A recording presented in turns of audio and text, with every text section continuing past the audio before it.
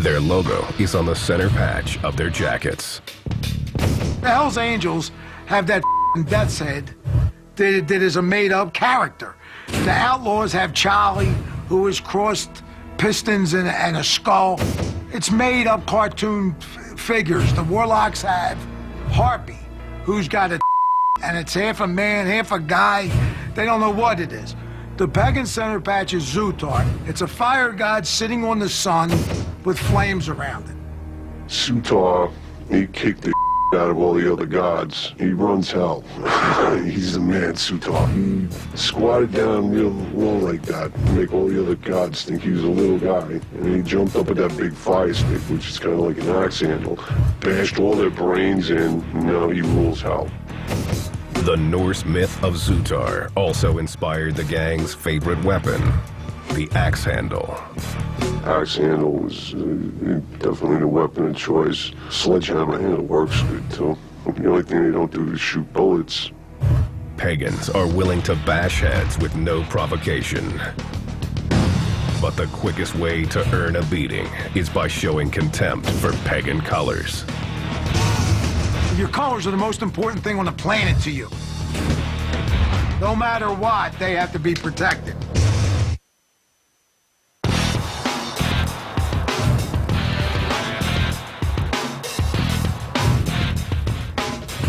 In Philadelphia, the Pagans Motorcycle Club rules through a brotherhood of violence.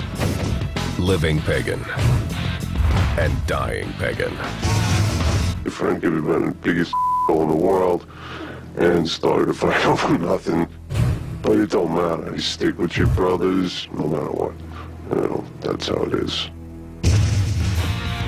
The Pagans intentionally have stayed exclusive. They believe it gives them an advantage over larger clubs. When I was a pagan, I knew every pagan. So if you get a phone call that that pagan has a problem 1,000 miles away, it's easy to go to his aid. The Hells Angels get a phone call from a Hells Angel in California, and I'm from New York, and his name is Dog. I don't know him. I don't know if I'm so quick to go help him. This close-knit brotherhood isn't perfect, and blood isn't always thicker than cash. Jimmy D found that out the hard way. Pagans woke me up. Business is business. Money is money. Brotherhood is a hoax.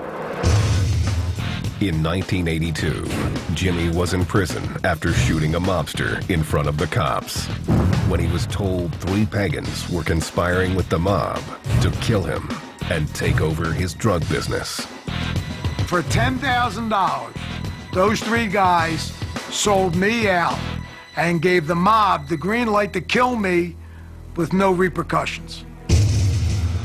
I was a team member.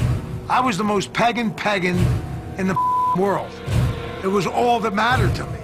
To find out that my bros, my people, gave me the up to be killed by them suckers was more than I could deal with. Jimmy D made a decision. He turned on the men who had already turned on him, providing federal authorities with damaging details about the gang. I rolled over on every pagan. If they didn't give me up, I'd still be a pagan today. I would have went to prison and kept my mouth shut and came back out in good standing. Them giving me up caused me to do what I did.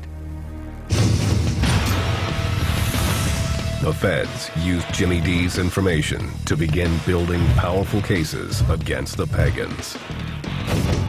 The Pagans had 2 major RICO cases that devastated the leadership of the organization, that specifically targeted the mother club members of the organization. By the 1990s, the gang was falling apart. In 1998, Denny became one of the casualties.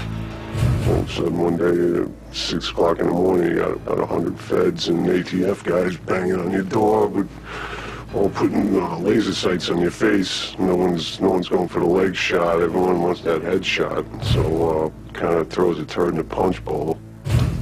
Danny's pagan brothers had turned state's evidence.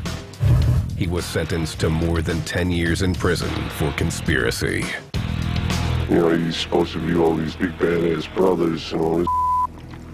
By the time we got to the courthouse, all your bros, they went for themselves. Everyone saved themselves. While the Pagans were crumbling, their biggest rival, the Hells Angels, were moving in on their turf. By 2000, the Angels had established footholds in New Jersey and New York. When they tried to move into Philly, the Pagans knew they had to make a stand. It laid the groundwork for one of the biggest gangland battles in history.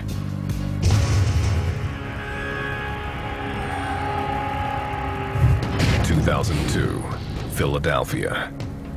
The Angels began to recruit Pagans, attempting to get them to switch alliances. You do not trade in your colors with the Pagans to have colors with another organization, especially at the Hells Angels at that point. The first Pagan to become an Angel was Tom Thinker Woods, a former leader of the Pagans Mother Club. He contacted the Hells Angels and offered them the Philadelphia chapter. Said, okay, fellas, we want to come over. Give us colors, we'll become Hells Angels, and we'll deal with the Pagans here. We'll give you Philadelphia. And that's, I think, was widely viewed as a mortal sin, so to speak, among bikers. The betrayal stoked fury throughout the Pagans membership.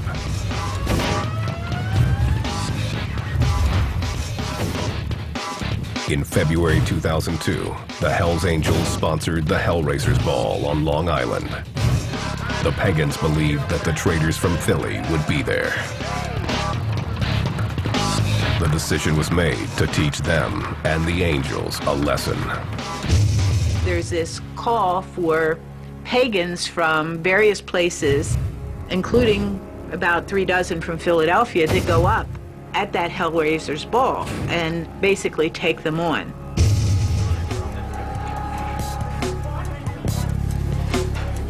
The Pagans assembled, wrote their wills, then stormed the public event. You know, 1 or 2 guys, 3 guys got in, and the fight starts, and then more guys came in. It bottlenecked. They couldn't go anywhere because there's no way to get around.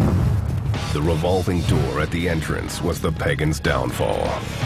Only a few members made it inside, and the Angels opened fire immediately. As much as they seemed like a barbaric horde, they were effectively shut down right there. One Pagan was shot dead on the spot. This undercover agent was standing right behind the Hells Angels shooter. Outnumbered, he had little choice about what to do. If I would have drawn down on this shooter, I'm sure that every weapon in that place would have been turned at me. Over 500 assorted weapons were found in the venue. They didn't care that civilians were around. The Pagans had come in with brute force and no escape plan. Most were caught by police in the parking lot.